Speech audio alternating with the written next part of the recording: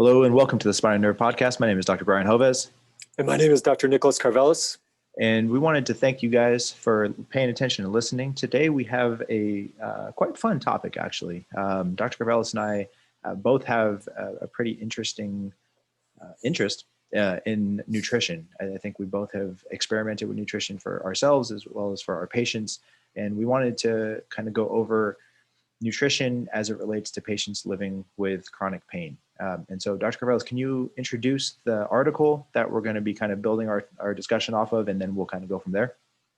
Yeah, and so just like Dr. Joves said, today we're going to be talking about the impact of diet on chronic pain, and specifically, we're going to use one article as kind of a launch pad for that, and that article specifically addresses chronic spinal pain. So, obviously there's growing literature regarding diet and multiple different chronic pain processes. But like I said, for the purpose of this talk today, one of the focuses will be on diet and chronic spinal pain. So the title of the article that we're going to be kind of wrapping around, and we will bring up other studies as well, but one of the focuses will be this article titled Association of Chronic Spinal Pain with Diet Quality. This was published in Pain Reports in August of 2020. And so, as always, just a quick background. And so, we've gone over in multiple talks, how common chronic pain itself is. Since we're focusing today on spine pain, if we look at some of the epidemiologic studies in regards to spine pain, very high prevalence in the adult population. There are studies out there showing that if you look at the additive neck and low back pain, the prevalence in the adult population can be as high as 80%, essentially 50 to 80% in the studies. And along with that chronic pain and that chronic spinal pain comes a lot of negative effects, not just on the individual level, but also on the societal level. And we've, brought these concepts up before as well, but we're talking about a leading cause of disability. We're talking about a cause of unemployment. We're also talking about increased opioid use, and we know the potential issues associated with that, mood disorders, and then from a societal cost perspective, the estimated costs associated with chronic pain is about $250 billion annually. So, like I said, both on an individual as well as a societal level, we know chronic spine pain has such a potential huge impact on us and a negative impact.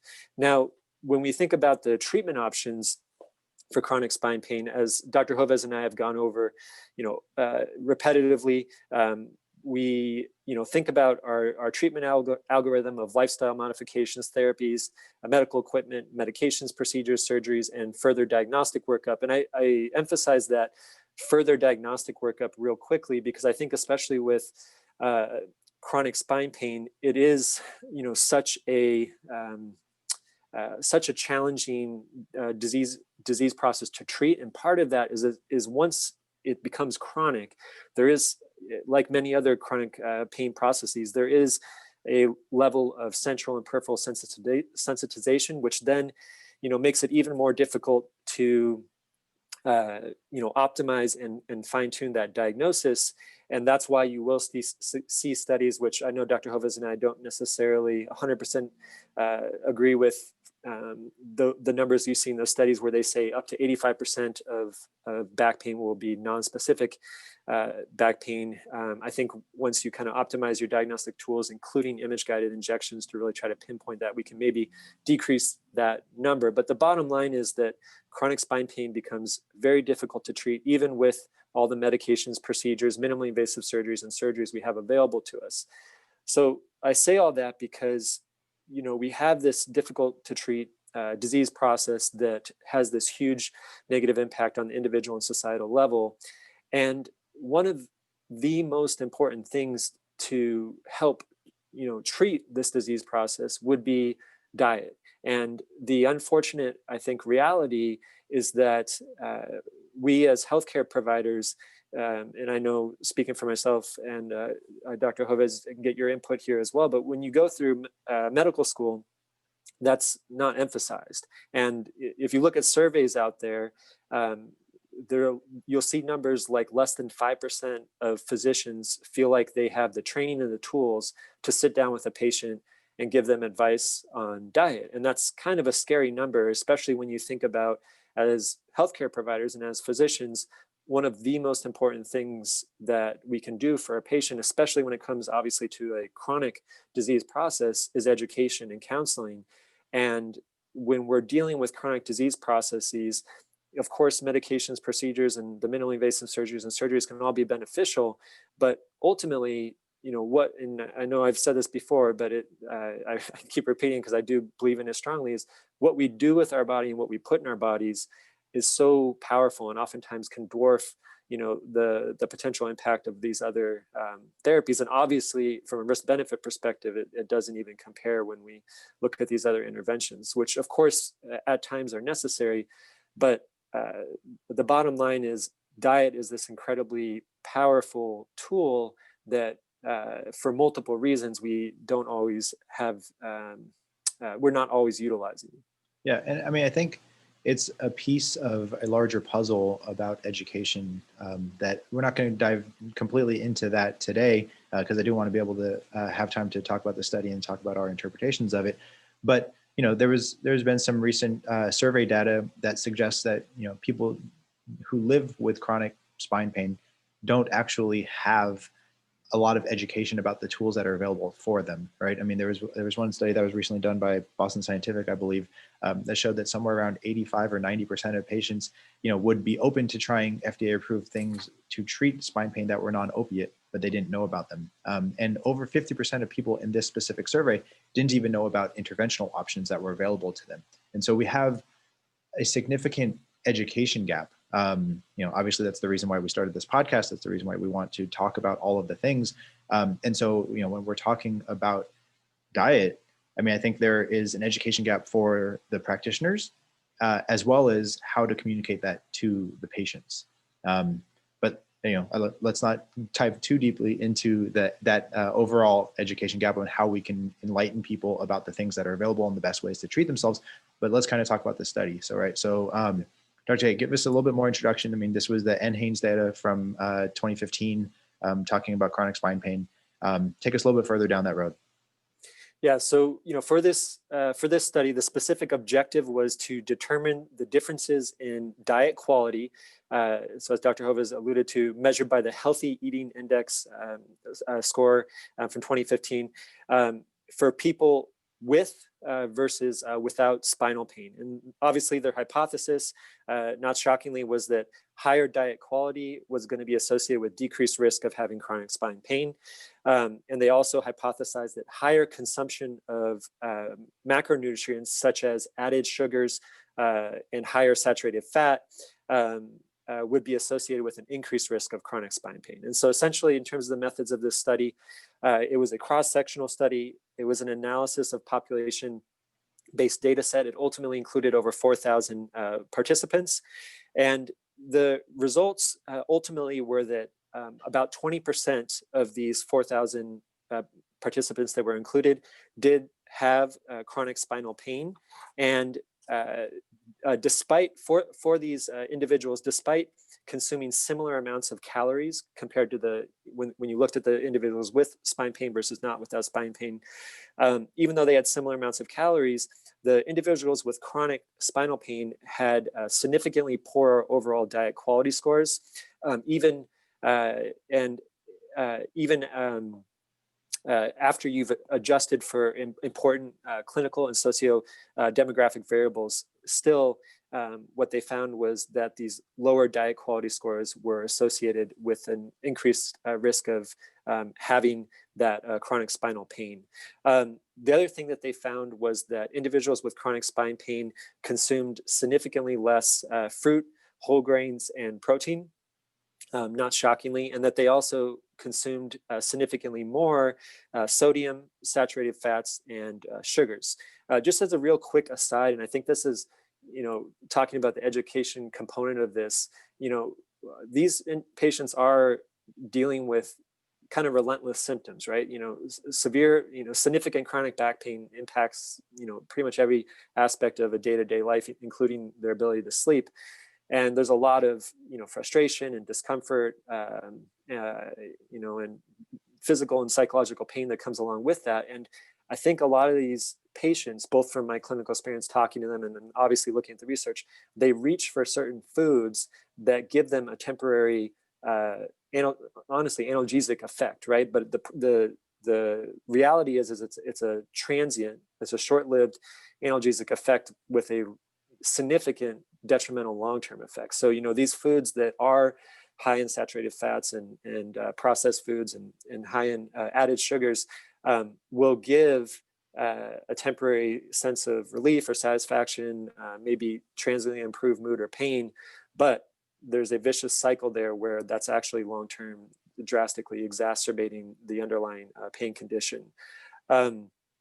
So a couple of key things from the results of this study was that when you looked at those sugars, if it was natural sugar, and again, this is all kind of common sense things, but important when we're sitting down with patients and talking to them. So the natural sugar intake from fruits actually was associated with a significantly lower likelihood of having chronic spine pain. But in contrast, if the sugar content was added processed refined sugars, then that was associated with about 45% increased risk of having chronic spine pain.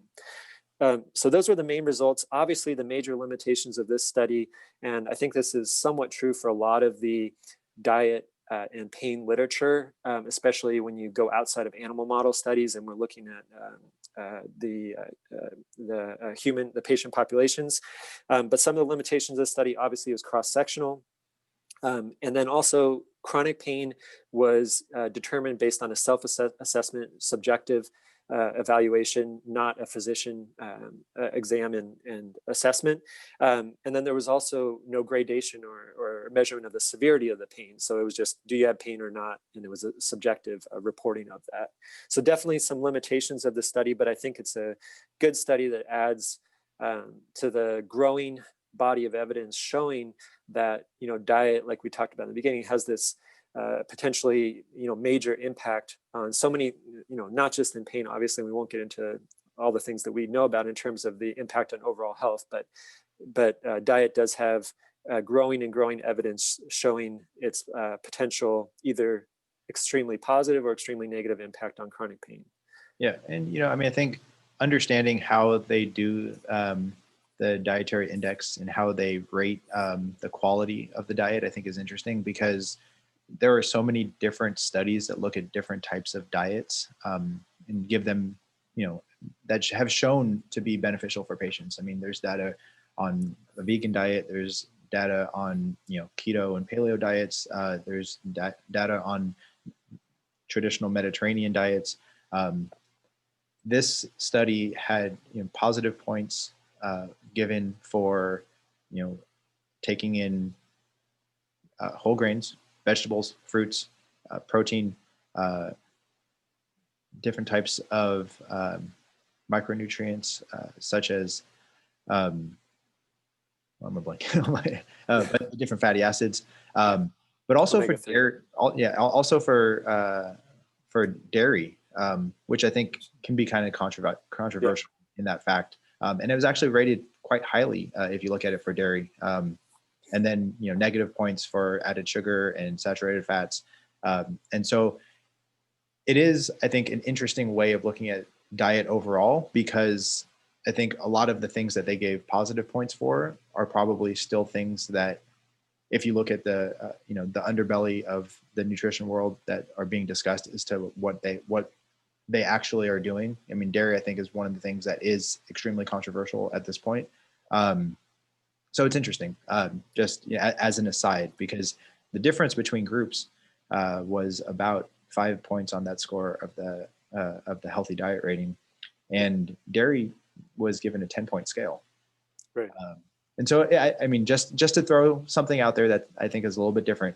To me, I think the biggest takeaways were the things about fresh fruits and added sugars, right? I mean, the change between sugar coming from fruits and vegetables as opposed to sugar coming from processed foods was dramatic. And I think every single bit of literature that you look at, regardless of disease state, not just for chronic pain, will support that. And obviously that there's been, many documentaries on Netflix made about it and lots of people that have talked about it.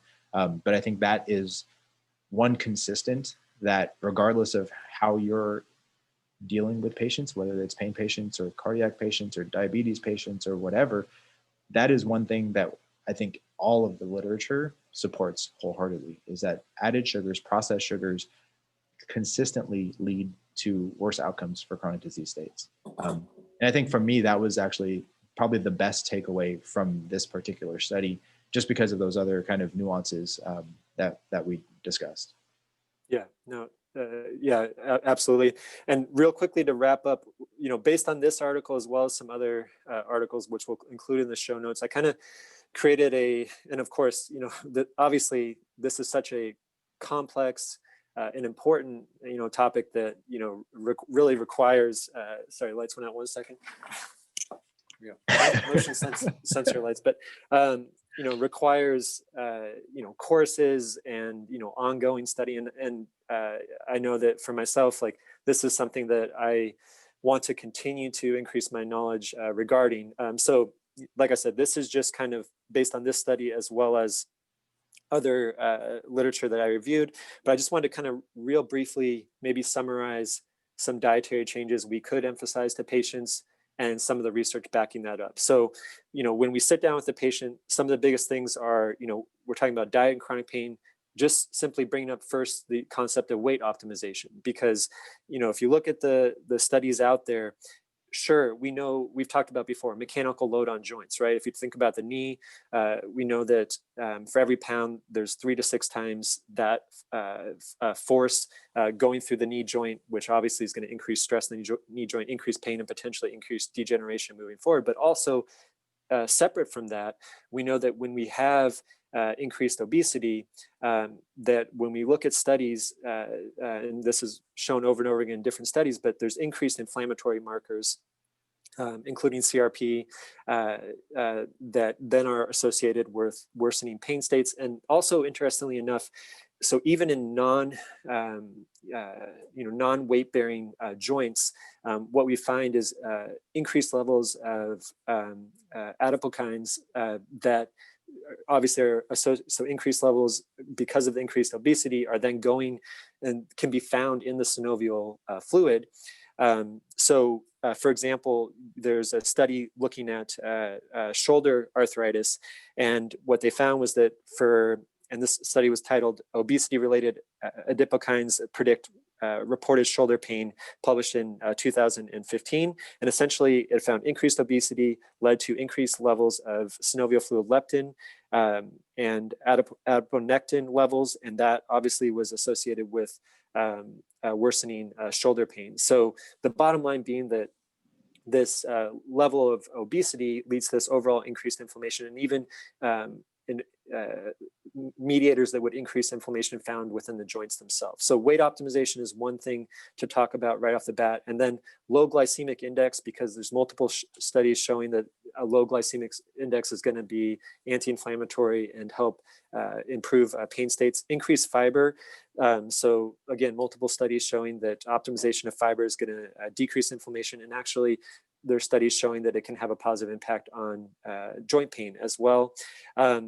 Optimization of intake of fruits and vegetables, and Dr. Joves brought this up, but not just getting your sugars from those fruits, but also we know that fruits and vegetables are high in polyphenols. And so there's actually been studies done in fibromyalgia patients where they've shown that fibromyalgia patients who have a higher level of intake of these foods that are rich in polyphenols have an improvement in their number of tender points and their quality of life. So the potential for polyphenols in these difficult to treat chronic pain states to have a positive impact on their pain and function. And then aside from that, we had Dr. Joves had brought up, the certain types of oils, and so we know that omega-3. So if we look at our omega-3 to omega-6 ratios, we know that typically higher levels of omega-3 are going to lead to decreased levels of inflammatory mediators and anti-nociception. So an example of that, there was a study published in 2018 in the clinical journal Pain, looked at 167 patients with knee osteoarthritis, and essentially found what we just brought up, that higher levels of omega-3 were associated with decreased pain and improved function and decreased pain sensitivity. And then, optimization of certain supplements. So magnesium, vitamin D definitely have data. I know vitamin D obviously is a little controversial with all the different studies coming out regarding it for all these different disease processes. But in the chronic pain world, there's definitely some level of evidence for vitamin D and definitely magnesium as well. So yeah, like I said, weight optimization, low glycemic index, increased fiber, optimization of fruits and vegetables, foods rich in polyphenols, optimization of that omega-6 to omega-3 ratio, and then optimizing supplements, including vitamin D and magnesium. So like I said, go ahead. I was going to say, and in classic Dr. Karvelas fashion, when he says he's going to summarize it and make it nice and easy for everybody to digest, he gives us a list of 17 things to be able to think about.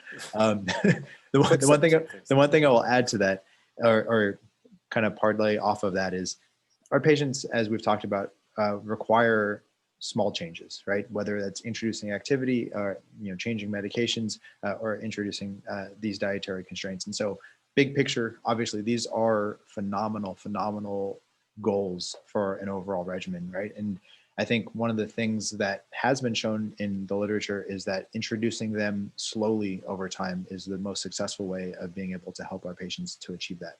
And so obviously with the overall goal of optimizing weight and overall optimizing their diet, helping them to find, small steps that they can take in a graded fashion. One of the ways that when I talk to patients about it, I'll almost always start with the processed foods, added sugars, in which then kind of leads transitions into the fruits and vegetables, and then kind of and in that regard. But I think that having small steps that you can set goals for patients to be able to say, hey, can you stay away from I don't know, eating 3 boxes of Twinkies this week, and then build off of that.